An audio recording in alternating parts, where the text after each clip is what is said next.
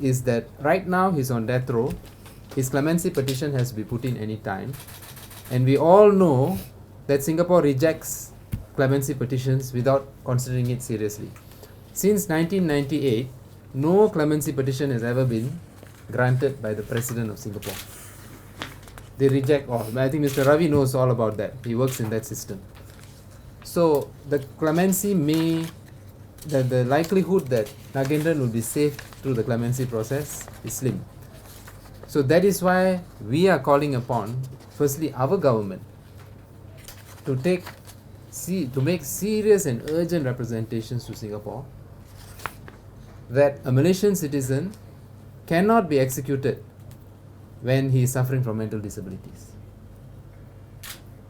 That is the first thing that we are asking for.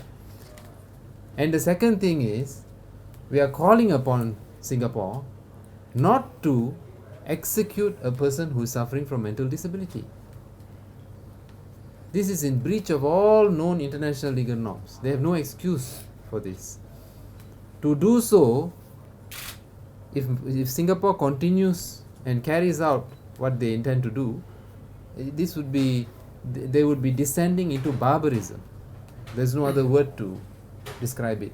Singapore will be descending into barbarism if they start this practice of executing persons who are suffering from mental disabilities.